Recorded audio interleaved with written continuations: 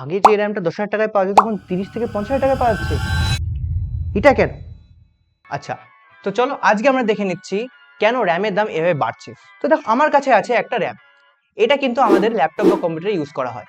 তো এই র্যামের দাম কিন্তু বর্তমানে 50 থেকে 55,000 টাকার উপরে চলে গেছে। ঠিক আছে, এর কারণটা কি? এর কারণটা কি হতে পারে? তো প্রথমত আমাদের জানতে হবে যে বর্তমানে আমাদের যে ইন্ডাস্ট্রিতে এসেছে কি এআই, এই এআই মডেল রান করার জন্য আমাদের দরকার এইচবিএম, হাই ব্যান্ডউইথ মেমোরি, যেটা কিন্তু আমাদের স্যামসাং অ্যান্ড মাইক্রন যারা কিন্তু র্যাম প্রডিউস করতো তারা কিন্তু ওই এআই মডেলগুলো রান করার জন্য যে কোম্পানিগুলো আছে তাদের কিন্তু র্যাম প্রোভাইড করছে। এবার কনজিউমারদের জন্য যে র্যাম তৈরি করা হতো সেগুলো কিন্তু স্যামসাং আর মাইক্রন এরা কিন্তু পুরোপুরি বন্ধ করে দিয়েছে।